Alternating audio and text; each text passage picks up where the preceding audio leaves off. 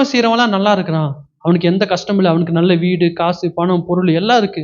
ஆனா நீதிமான்கள் கஷ்டப்படுறாங்க அப்படின்னு நினைக்கிறவங்க எத்தனை பேர்? ஒரே ஒருத்தருக்கு தான் அந்த டவுட்டா? அப்போ மற்ற யாருக்குமே டவுட் இல்லை போல. சரி, ஸ்தோத்திரம். எனக்கு அந்த டவுட் இருக்கு. ஃபர்ஸ்ட் சர்வீஸ்ல இருக்க எல்லாருமே கை தூக்குனாங்க, அவங்களுக்கெல்லாம் அந்த டவுட் இருக்கு. ஆனால் செகண்ட் சர்வீஸ்ல வந்தவங்களுக்கு எந்த டவுட்டும் இல்லை. நாங்கள் எதுக்கு, எங்களுக்கு நாங்கள் உண்டு, எங்கள் வேலை உண்டுன்னு இருக்கிறோம். எந்த எந்த வம்புக்கும் போகிறதில்ல, எந்த தும்புக்கும் போகிறதில்லன்ற மாதிரி அமைதியாக உட்காந்துட்டு இருக்கிறீங்க. ஆனால் எல்லாத்துக்கும் அந்த டவுட் வருது, சகஜம்.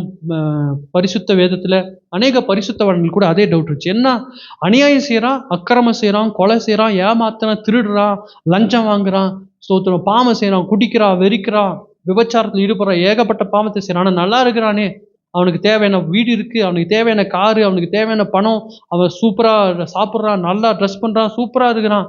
ஆனால் நீதிமானா இருக்கிற அவரை நம்புறான். என் வாழ்க்கையில் இவ்வளோ பிரச்சனை, இவ்வளோ போராட்டம் அப்படின்ற கேள்வி எல்லாத்துக்குள்ளே வரும். எனக்குள்ளே வந்துச்சு. அப்படி உங்களுக்குள்ளே வரலன்னா உங்கள் மூளையில் ஏதோ ப்ராப்ளம்னு நினைக்கிறேன். நீங்கள் ஏதோ யோசிக்க மாட்டேன்றீங்க. ஏதோ போய் நீங்கள் ஒரு நல்ல ஸ்தோத்திர டாக்டராக போய் பார்த்து, என் மூளை வேலை செய்ய மாட்டேங்குது டாக்டர், என்னன்னு பாருங்கன்னு சொல்லி நீங்கள் ஒரு ட்ரீட்மெண்ட் எடுக்கிறது நல்லது. நீங்கள் நார்மலாக இருந்தால் இந்த டவுட் எல்லாத்துக்குமே வரும். சரி, நம்ம பார்த்தோன்னா இது நம்ம எல்லாம் கண்கூட பார்க்குறோம். இந்த அநியாய செய்கிறோம், அக்கிரம செய்கிறோம், ஏமாத்துறவெல்லாம் நல்லா இருக்கிறான், அநியாய செய்கிறவெல்லாம் நல்லா, துன்மார்க்கனா வாழ்றவன நல்லா இருக்கிறான், ஆனால் நீதிமான் கஷ்டப்படுறான். ஏன் துன்மார்க்கனை கர்த்தர் விட்டு வச்சுக்கிறார்? ஏன் அவனை நல்லா வாழ வைக்கிறார் தெரியுமா? அதுக்கு ஆன்சர் உங்களுக்கே தெரியும். இப்போ நீங்களே சொல்வீங்க பாருங்க.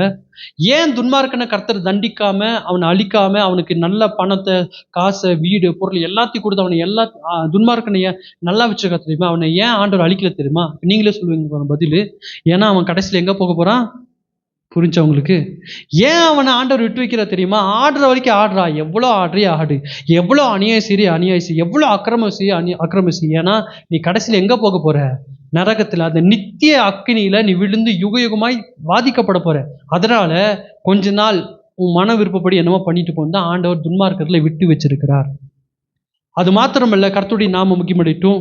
நான் ஸ்தோத்திரம். நம்மளை ஏன் ஆண்டவர் இவ்வளோ பிரச்சனை, போராட்டங்கள் நம்ம லைஃப்ல அனுமதிக்கிறார் தெரியுமா? ஏன்னா நம்ம கடைசி எங்கே போக போகிறோம்? சத்தமாக சொல்லுங்க. பரலோகம். நிறைய பேருக்கு டவுட்டு. ஸ்தோத்திரம். நம்ம எங்கே போக போகிறோம்? பரலோகம். பரலோகத்தில் கண்ணீர் இருக்கா? பரலோகத்தில் கவலை இருக்கா? பரலோகத்தில் பிரச்சனை இருக்கா? இல்லை. பரலோகத்தில் வலி இருக்கா? இல்லை. அதனால் நம்ம பர்மனெண்ட்டாக அங்கே போக போகிறதுனால தான் சில பிரச்சனைகள், போராட்டங்கள் எல்லாம் நம்முடைய லைஃப்பில் கர்த்தர் கொடுத்து நம்மளை அந்த பரலோக ராஜ்யத்துக்குள் பிரவேசிக்க தகுதிப்படுத்துகிறார். துன்மார்க்கனை எல்லாத்தையும் கர்த்தர் கொடுக்குறாரு. கொடுத்துட்டு கடைசியில் அவனை கர்த்தர் என்ன பண்ணுறாரு? நரகத்தில் அவனை அலோவ் பண்ணிடுறாரு. கர்த்தருடைய நாம மகிமைப்படட்டும். இன்னொரு வசனம் கூட பாருங்க. ஸ்தோத்திரம். வசனம் இப்படியா சொல்லுது, நீதிமொழிகள் இப்படியா சொல்லப்பட்டிருக்கிறது. பாவிகளுக்கும் நீதிமானுக்கே சரி கட்டப்படுமே, ஆனால் பாவிக்கும் துன்மார்க்கனுக்கும் எத்தனை அதிகம். நீதிமானுக்கே சரி கட்டப்படுமையானால் பாவிக்கும் துன்மார்களுக்கும் எத்தனை அதிகம். அப்படின்னு என்னன்னா, ஒரு நீதிமானாகவே ஒருத்தர் இருந்தா கூட அவன் பாவம் செஞ்சா அதுக்கான தண்டனை அனுபவிக்காமல் அவன் என்ன பண்ண முடியாது, மறிக்க முடியாது. அவன் சாகிறதுக்கு முன்னாலே அந்த தண்டனையை கொடுத்து தான் ஆண்டவருக்கு எல்லாம் கிளியர் பண்ணி தான் அவனை பரலோக ராஜ்யத்துக்குள் எடுத்துக்கொள்வாராம். எக்ஸாம்பிளுக்கு நம்ம எலிசா தீர்க்கதரிசியை பார்க்குறோம். எலிசா தீர்க்கதரிசி மூலமாக ஏகப்பட்ட அற்புத அடையாளங்கள் நடந்தது. அவர் நிறைய மிராக்கள் அவர் மூலம் நடந்துச்சு. ஆனால் அவர் ஸ்தோத்திரம் எப்படி செத்தார்னு பார்த்தீங்கன்னா, ஒரு வியாதி தான் செத்தார். அவர் செத்து அடக்கம் பண்ணப்பட்டு பல வருஷங்கள் கழிச்சு அவருடைய சரீரம் அழுகி போய் அவருடைய எலும்பு தெரிய ஆரம்பிச்சிச்சு. ஒரு முறை என்னன்னா, ஒரு செத்து போனவனை தூக்கிட்டு வராங்க.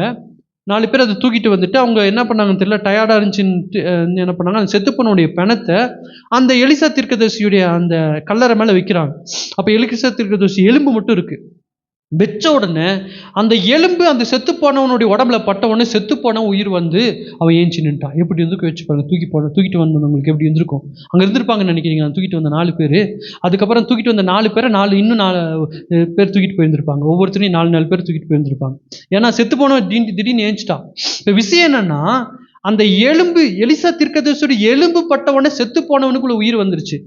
அப்போ எலும்பு பட்ட அவன் எலிசா தீர்க்கதரிசி செத்து பல வருஷம் ஆச்சு. ஆனால் அவருடைய எலும்பு பட்டவனே செத்து போனவன் உயிரோடு இருந்திருக்கிறான். அப்போ அப்படிப்பட்ட வல்லமையான ஒரு தீர்க்கதரிசி எப்படி இறந்தார்னு பார்த்தீங்கன்னா, அவருடைய லைஃப்பில் நீங்கள் பார்த்தீங்கன்னா, ஒரு வியாதி தான் அவர் இறந்தார். வியாதியில் தான் அவர் செத்தார். ஏன் அவருக்கு வியாதி வந்துச்சுன்னா, ஆரம்ப நாட்கள் நீங்கள் பார்த்தீங்கன்னா, அவர் சில பிள்ளைகள் அவரை கிண்டல் பண்ணுறாங்க. அவர் ஊழித்து போயிட்டு இருக்கும்போது, அப்போது மொட்டைத்தலையாக ஏறிப்போன்னு சொன்ன உடனே இவர் அவங்களை சபிச்சிட்டார். சபிச்ச உடனே காட்டில் இருந்த கரடிகள் அந்த குழந்தைகளை பச்சித்து போட்டுச்சு, கொன்றுச்சு.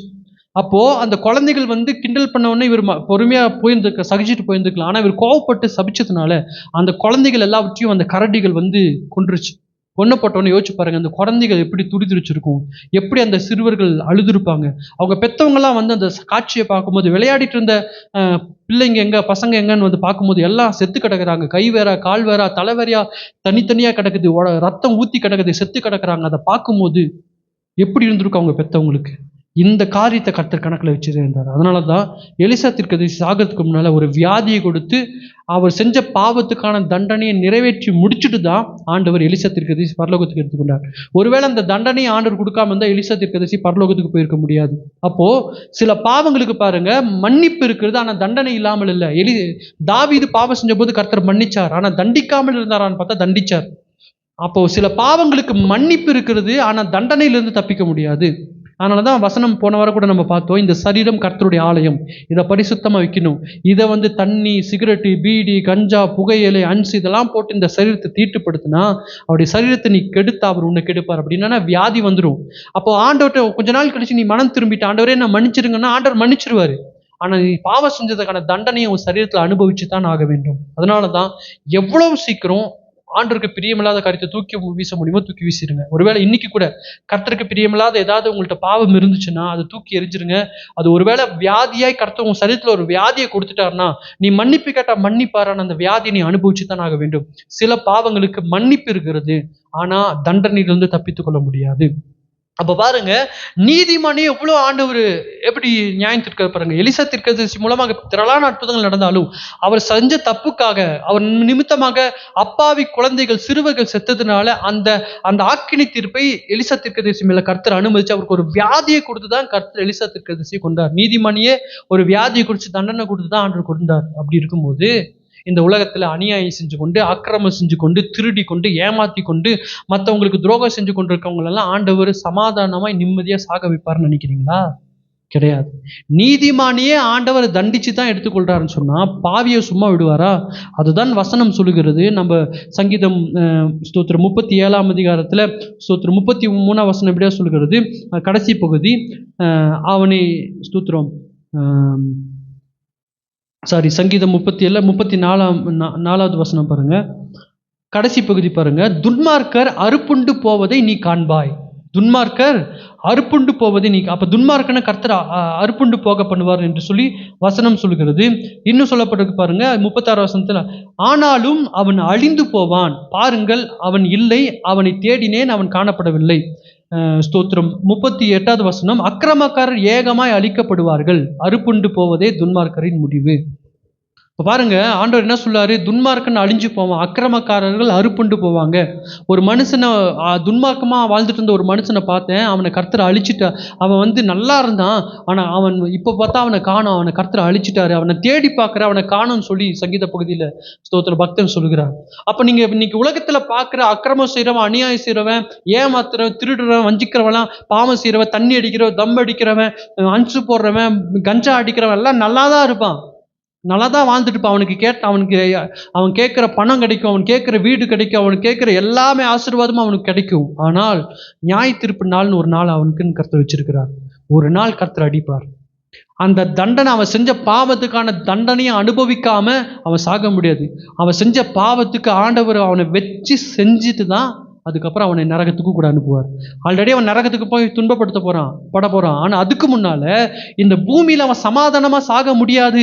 வசனம் சொல்கிறது நீதிமானுடைய முடிவு சமாதானம், ஆனா துன்மார்க்கனுடைய முடிவு அறுக்கப்படுவதே, ஸ்தோத்திரம், அவன் அழிக்கப்படுவதே, அவன் அறுப்புண்டு போவதே அவனுடைய முடிவு. துன்மார்க்கர் யாவரும் அழிவார்கள், ஏகமாய் அறுப்புண்டு போவார்கள் வசனம் சொல்கிறது. அப்போ துன்மார்க்கமா வாழ்றவங்க எல்லாம் கர்த்தர் வச்சு செஞ்சு அவன் செஞ்ச பாவத்துக்கான தண்டனை அவனுக்கு கொடுத்து அவனை சித்திரவதை பண்ணி அவனை தண்டனை அனுபவிச்சுட்டு தான் அதுக்கப்புறம் அவனை உயிரை எடுத்து அதுக்கப்புறமா ஆண்டவர் விட மாட்டார். அவனை தூக்கி அக்கினி கடல்ல நரகத்துல தூக்கி போட்டுருவாரு. அப்போ நம்ம துன்மார்கனை பார்த்து பொறாமப்படக்கூடாது. என்ன இவன் ஏமாத்துறான், திருடுறான், கஞ்சா அடிக்கிறான், தண்ணி அடிக்கிறான், தம் அடிக்கிறான், பாவம் செய்யறான், என்னென்னமோ பாவம் செய்யறான், நல்லா இருக்கிறானேன்னு மட்டும் அவனை பார்த்து பொறாமப்படாதீங்க. அவனை கர்த்தர் தண்டிக்கிறதுக்குன்னு ஒரு டைமை வச்சிருக்காரு. உடனே தண்டிக்க மாட்டாரு. ஏன்னா வசனம் சொல்றது பரிசுத்தமா இருக்கிறவன் இன்னும் பரிசுத்தமா இருக்கட்டும், அக்கிரமம் செய்கிறவன் இன்னும் அக்கிரமம் செய்யட்டும். நீ எவ்வளவு பண்றிய பண்ணு, ஒரு டைமை வச்சிருக்க, அந்த நேரத்தில் தான் கர்த்தர் தண்டிப்பார். ஏன்னா ஆண்டவர் கொஞ்ச நாள் அவங்களை விட்டு வைக்கிறார். அவங்களுக்கு மனம் திரும்புவதற்கான வாய்ப்புகள் கிடைக்கும். இயேசுவை ஏற்றுக்கொள்வதற்கான வாய்ப்புகள் கிடைக்கும். அதெல்லாம் நிறைய பேர் பயன்படுத்த மாட்டாங்க. ஒரு குறிப்பிட்ட டைமுக்கு அப்புறம் கர்த்தர் அவர் தண்டிக்க ஆரம்பிப்பார். தமிழ்ல கூட ஒரு பழமொழி சொல்லுவாங்க பாருங்க, அரசன் ஸ்தோத்திரம், அரசன் அன்று கொள்வான், தெய்வம் நின்று கொள்ளும். அப்படின்னு என்ன அர்த்தம்? அரசன் தப்பு செஞ்சா உடனே தண்டனை கொடுப்பான். ஆனால் தெய்வம் உடனே தண்டனை கொடுக்காது. கொஞ்ச நாள் கழிச்சு அவன் செஞ்ச பாவம் எல்லாம் நிறைவேறும் பொழுது ஆண்டவர் அவனை வச்சு செய்வார். அப்ப நம்ம துன்மார்க்கனை பார்த்து பொறாமப்படக்கூடாது. நம்ம பார்க்க வேண்டியது துன்மார்க்க அல்ல. என்ன இவன் அநியாயம் செய்யறான், அக்கிரமம் செய்யறான், நல்லா இருக்கிறானே, நான் தேவனை நம்புறேன், அவரை விசுவாசிக்கிறானே, எனக்கே இப்படிப்பட்ட பிரச்சனை, எனக்கே இப்படிப்பட்ட போராட்டம் என்று சொல்லி சோர்ந்து போகாதீங்க. அவன் இப்ப நல்லா இருக்கலாம், ஆனா ஒரு நாள் ஒரு கர்த்தர் அவனை அடிப்பாரு. அவன் சித்திரவதையை அனுபவிச்சு செஞ்ச பாவத்துக்கான அத்தனை தண்டனையும் ஒருவேளை கவர்மெண்ட் அவனுக்கு கொடுக்காமல் போகலாம். கவர்மெண்ட் இருந்து அவன் தப்பிக்கலாம். அவன் சொத்து எந்த அரசாங்கத்திடமும் அவன் தப்பிக்கலாம். ஆனா பரலோக அரசாங்கத்திடம் இருந்து தப்பிக்க முடியாது. எந்த நீதிபதியிடமிருந்து அவன் தப்பிக்கலாம். ஆனா பரலோக நீதிபதி, நீதியுள்ள நியாயாதிபதியாக இயேசு கிறிஸ்துவிடமிருந்து அவன் தப்பிக்க முடியாது. அவன் செஞ்ச அத்தனை பாவத்துக்கான தண்டனையை அவன் பூமியில அனுபவிச்சு அவனை கர்த்தர் சித்திரவதை பண்ணி அவனை வச்சு செஞ்சு அதுக்கப்புறம் தான் ஆண்டவர் அவனை நரகத்துக்கு அனுப்புவார். அதனால அவங்கள பார்த்து பொறாமப்படாதீங்க. உங்களுக்கும் எனக்கும் நம்பிக்கை என்ன? கர்த்தர் நம்மளை பார்த்து என்ன சொல்றாருன்னா, 37ஆம் வசனம், நீ உத்தமனை நோக்கி செம்மையானவனை பார்த்துரு, அந்த மனுஷனுடைய முடிவு சமாதானம். அப்ப கர்த்தர் நமக்கு சொல்றது காரியம் என்ன? நீ துன்மார்க்கனை பார்க்காத, அவன் இப்ப நல்லா இருந்தாலும் கர்த்தர் அவனை நியாயம் தீர்ப்பார். அவன் செஞ்ச பாவத்துக்கான தண்டனை அனுபவிப்பா. நீ செய்ய வேண்டிய காரியம் துன்மார்க்கனை பார்க்காத, நீ பார்க்க வேண்டியது யாருன்னா உத்தமனை பாரு, நீதிமான பாரு, அவன் முடிவு சமாதானம். ஒருவேளை அவன் கஷ்டப்படலாம். வசனம் சொல்லுகிறது, ஸ்தோத்திரம், நீதிமான்களுக்கு அநேக துன்பங்கள் வருமா, ஆனா அவைகளில் இருந்தெல்லாம் கர்த்தர் அவனை விடுதலையாக்குவார். நீ நீதிமானா இருந்தா நிறைய பிரச்சனை வரும், போராட்டங்கள் வரும், ஆனா கர்த்தர் உன்னை கைவிடவே மாட்டார். நிறைய பிரச்சனைகள் நீங்க அனுபவிக்க வேண்டியிருக்கும். அந்த பிரச்சனைகளை அனுபவிச்சாலும் ஒரு விஷயத்தை புரிஞ்சுக்கொள்ளுங்க, உங்க முடிவு சமாதானமா இருக்கும். நீங்க பாவம் செய்யறவன், அக்கிரமம் செய்யறவனை கர்த்தர் சித்திரவதை பண்ணி அவனை எடுக்கிற மாதிரி உங்களை எடுக்க மாட்டார். நீங்க சமாதானமா, சந்தோஷமா, நிம்மதியா உங்களுடைய மரணம் இருக்கும்.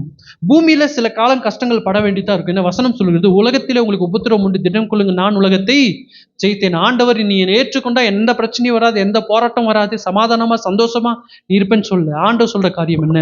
உலகத்தில் உங்களுக்கு உபத்திரவம் உண்டு, திடன் கொள்ளுங்கள், நான் உலகத்தை ஜெயித்தேன். இந்த பூமியில இருக்கிற வரைக்கும் ஏதாவது ஒரு பிரச்சனை வந்து கொண்டே தான் இருக்கும். இந்த பிரச்சனையிலேருந்து நான் தப்பிச்சிட்டா போதும், அதுக்கப்புறம் எனக்கு பிரச்சனை இல்லை நீங்க நினைப்பீங்க. ஆனா அதை முடிச்சதுக்கு அப்புறம் இன்னொரு பிரச்சனை வரும், அதை முடிச்சதுக்கு அப்புறம் இன்னொரு பிரச்சனை வரும். இந்த பிரச்சனைகள்லாம் எதுக்கு வருகிறதுன்றா, பரலோக ராஜ்யத்துக்குள் பிரவேசிக்கும்படி உனக்கு தகுதியான அந்த குணாதிசயங்கள் உனக்குள்ள உருவாகுவதற்காக கர்த்தர் சில பிரச்சனைகள் வழியா உங்களை அனுப்புகிறார். ஹல்லேலூயா.